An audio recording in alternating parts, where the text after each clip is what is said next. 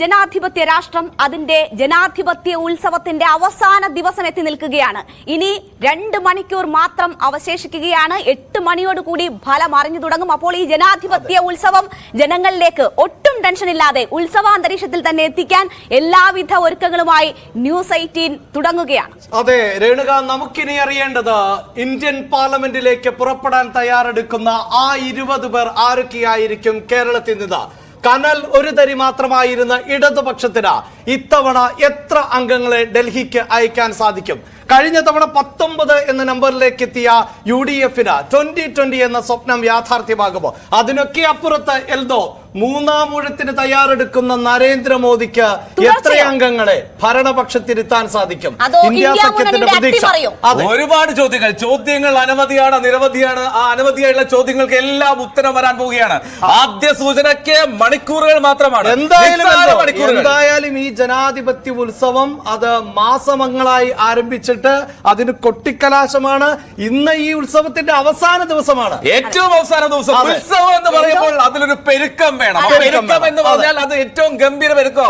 നമ്മുടെ സാരഥി, നമ്മുടെ ഗംഭീര കക്ഷികളുടെ പെരുക്കാനാണ് അല്ലേ? അതെ, ഇവരാണെങ്കിൽ വന്നിട്ടുള്ളത് കരിക്കകം കലാപീഠത്തിലെ വാദ്യ കലാകാരന്മാരാണ്. അവരുടെ മേളപ്പെരുക്കം ഒന്നുകൂടി നമുക്ക് ആസ്വദിക്കേണ്ടേ? റെഡി അല്ലേ? നമുക്കൊന്ന് പെരുക്കിയാലോ? ഓക്കെ, തുടങ്ങാം. നമുക്ക് ഉത്സവത്തിന്റെ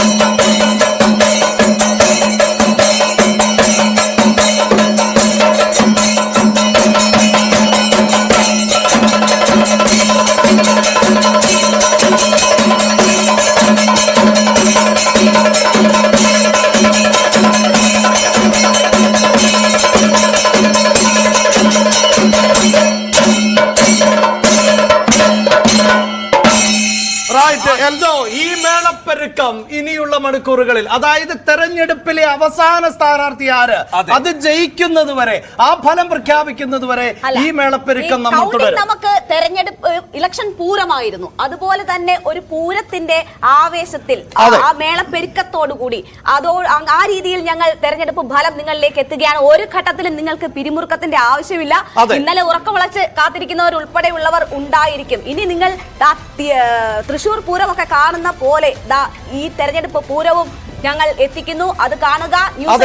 അതായത് ഈ തൃശൂർ പൂരത്തിന് ഓരോ ചടങ്ങുകളുണ്ടല്ലോ. അങ്ങനെ തെക്കോട്ടിറക്കം പോലെ, ഇലഞ്ഞിത്തറ മേളം പോലെ, പാണ്ടിമേളം പോലെ, അങ്ങനെയുള്ള ഓരോ ചടങ്ങുകൾ. അപ്പോഴൊക്കെ നമുക്ക് ഈ മേളപ്പെരുക്കത്തിനായി കലാകാരന്മാരെ വിളിക്കാം. നമുക്ക് തൽക്കാലം ഇവർക്കൊരു ഇടവേള കൊടുക്കാം. മറിച്ച് നമ്മുടെ പെരുക്കത്തിലേക്ക് നമുക്ക് കടക്കേണ്ട സമയമായി. നമുക്ക് വീണ്ടും കാണാം. ചെറിയ ഇടവേളകളിൽ ഓരോ ആവേശവും നമുക്ക് പ്രേക്ഷകരിലേക്ക് എത്തിക്കാം. ഓക്കെ, അപ്പൊ ഈ ജനാധിപത്യത്തിന്റെ മഹോത്സവത്തിന്റെ അവസാന ദിനം, ഒരുപക്ഷെ നമ്മളെല്ലാവരും ഈ ഉത്സവം എന്ന് പറയുമ്പോൾ അതിന് ഏറ്റവും വലിയ പെരുങ്കളിയാട്ടത്തിന്റെ ദിനമാണ് എന്നുള്ള കാര്യത്തിൽ യാതൊരു സംശയമില്ല. അപ്പോൾ കൊടിയിറക്കം എന്ന് വിശേഷിപ്പിക്കാമെങ്കിൽ പോലും അതിന് ഏറ്റവും ഊർജം നിറയുന്ന ദിവസമാണ്. കൊട്ടിക്കയറിയാണ് പിന്നീട് കൊടിയിറക്കം. അപ്പോൾ ഇപ്പോൾ എന്തായാലും കൊട്ടിക്കയറലിന്റെ മണിക്കൂറുകളാണ്. എന്തൊക്കെ ഒരുക്കങ്ങളാണ് ഉള്ളത് എന്ന് നമുക്കറിയണം. കൃത്യമായി ഫലം എത്തിക്കുന്നതിന് ഏറ്റവും സമാധാനപരമായി ഈ പ്രക്രിയ പൂർത്തിയാക്കുന്നതിനുള്ള കനത്ത സുരക്ഷ ഉൾപ്പെടെ നിരവധി നടപടികളുണ്ട്, ഒരുക്കങ്ങളുണ്ട്. നമ്മളുടെ പ്രതിനിധികൾ അല്പസമയത്തിനകം തന്നെ നമുക്കൊപ്പം ചേരും. ഓരോ ഇടത്തെയും ഒരുക്കങ്ങൾ എന്താണ്, വോട്ടെണ്ണലിനുള്ള തയ്യാറെടുപ്പുകൾ എന്താണ് എന്ന് വിവരിക്കും. അങ്ങനെ വിവരിക്കുമ്പോൾ നമുക്ക് ആദ്യം പ്രേക്ഷകരോട് നമ്മൾ എങ്ങനെയാണ് ഈ റിസൾട്ട് പ്രേക്ഷകരുടെ കാഴ്ചയിലേക്ക് എത്തിക്കുന്നത് എന്നതാണ് ആദ്യം പറയേണ്ടത്. അതായത് നമ്മുടെ സ്ക്രീൻ തന്നെ പരിശോധിക്കുക. ഇപ്പോൾ പ്രേക്ഷകർക്ക് സ്ക്രീൻ പരിശോധിക്കുമ്പോൾ മനസ്സിലാക്കാൻ സാധിക്കുന്നു, അല്പസമയത്തിനകം തന്നെ ഈ സ്ക്രീൻ നമുക്ക് പ്രേക്ഷകർക്ക് വേണ്ടി അവതരിപ്പിക്കാൻ സാധിക്കും. ആ മണിക്കൂറിൽ നമുക്ക് എങ്ങനെയാണ് പ്രേക്ഷകരിലേക്ക് നമ്മുടെ വാർത്താ വിവരങ്ങൾ, പ്രത്യേകിച്ച് ഗ്രാഫിക്കൽ റെപ്രസെന്റേഷന്റെ സഹായത്തോടുകൂടി രേണുക സൂചിപ്പിച്ചതുപോലെ ഒരു പിരിമുറുക്കവും ഒരു സമ്മർദ്ദവും ഇല്ലാതെ കള്ളനൊന്നുമില്ല, കൃത്യമായിട്ടുള്ള കണക്കുകൾ ഉണ്ടാകും. കാരണം ഏറ്റവും ബൃഹത് ശൃംഖലയാണ്. ആ ശൃംഖല രാജ്യത്തൊട്ടാകെയുണ്ട്. അവിടെ നിന്നും ഓരോ സംസ്ഥാനത്തിൽ നിന്നുള്ള വിവരങ്ങൾ അത് കൃത്യമായി സ്ക്രീനിൽ പ്രതിഫലിക്കും. ഞങ്ങൾ ആദ്യം കയറ്റി അടിക്കേണ്ടില്ല. മാത്രവുമല്ല എൽദോ, ഒറ്റ നോട്ടത്തിൽ കേരളത്തിന്റെ അവസ്ഥ എന്ത്, ഓരോ സംസ്ഥാനത്തെയും അവസ്ഥ എന്ത്, രാജ്യത്തിന്റെ പൊതുസ്ഥിതി എന്ത്, മോദിയുടെ മൂന്നാം വരവാണോ അതോ ഇന്ത്യ മുന്നണിയുടെ അട്ടിമറിയാണോ എന്ന് ഒറ്റ നോട്ടത്തിൽ കണ്ടുപിടിക്കാൻ പറ്റുന്ന തരത്തിൽ ഞങ്ങളുടെ സ്ക്രീനിൽ ആ വിവരങ്ങൾ ഉണ്ടാകും. അത് ഏറ്റവും സ്പഷ്ടമായിരിക്കും, വ്യക്തമായിരിക്കും, ക്ലിയർ ആയി പ്രേക്ഷകരിലേക്ക് നമുക്ക് ഉറപ്പിച്ചു പറയാൻ സാധിക്കും രേണുക. കാരണം നമുക്കുള്ള നെറ്റ്വർക്ക് അത് രാജ്യവ്യാപകമായ നെറ്റ്വർക്കാണ്. എല്ലാ ഭാഷയിലും നമുക്ക് ചാനലുകൾ ഉണ്ട്. എല്ലാ സംസ്ഥാനങ്ങളിൽ നിന്നുമുള്ള ഡേറ്റകൾ അതാത് കൗണ്ടിംഗ് സെന്ററുകളിൽ നിന്നാണ് ഞങ്ങളുടെ പ്രതിനിധികൾ അപ്ഡേറ്റ് ചെയ്യുന്നത്. നമ്മുടെ സെൻട്രൽ ഡെസ്ക് എന്നത് ഡൽഹിയിലെ നോയിഡയിൽ ദിവസങ്ങൾക്ക് മുന്നേ സജ്ജമാണ്. നമ്മുടെ കേരളത്തിന്റെ ഒരു ഡെസ്ക് അവിടെ ദിവസങ്ങൾക്ക് മുമ്പ് തന്നെ പ്രവർത്തനം ആരംഭിച്ചു കഴിഞ്ഞു. പ്രേക്ഷകർ അറിയാൻ വേണ്ടി മാത്രം പറയുകയാണ്. അതായത് നമ്മളുടെ പ്രതിനിധിയായിട്ടുള്ള അജേഷ് ഉൾപ്പെടെയുള്ള ഒരു സംഘം അവിടെ പ്രവർത്തിക്കുന്നു. ദിവസങ്ങളായി അവിടെ നിന്ന് കേരളത്തിലെ വിവരങ്ങൾ അപ്പോൾ എത്തിക്കാൻ നിങ്ങൾ മലയാളി പ്രേക്ഷകർക്ക് വിവരങ്ങൾ കൃത്യമായി നൽകാൻ, രാജ്യത്തുടനീളമുള്ള വിവരങ്ങൾ നൽകാൻ അജേഷ് ഉൾപ്പെടുന്ന സംഘം അവിടെ തയ്യാറാണ്.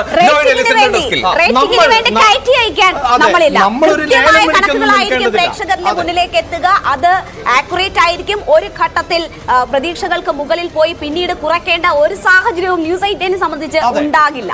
അതെ, തീർച്ചയായും നമ്മൾ ഈ മലയാളത്തിലേക്ക് കടന്നു വന്നതിന് ശേഷം ഏറ്റവും ആധികാരികമായി പ്രേക്ഷകരിലേക്ക് വിവരങ്ങൾ എത്തിക്കുന്ന ഒരു സാഹചര്യമുണ്ട്. അതിന് കാരണം മറ്റു പല മലയാളം ചാനലുകൾക്കും മറ്റ് ദേശീയ ചാനലുകളെ അടക്കം ആശ്രയിച്ച് നിൽക്കേണ്ട ഒരു സാഹചര്യം ഉണ്ടെങ്കിൽ നമുക്ക് നമ്മുടെ ഡേറ്റകളെ മാത്രം നമ്മുടെ പിന്നാലെ വരും. കണക്കുകളുടെ കാര്യത്തിൽ ഏറ്റവും ഒടുവിൽ ദിവസത്തിന്റെ അവസാനം പ്രേക്ഷകർക്ക് മനസ്സിലാവും.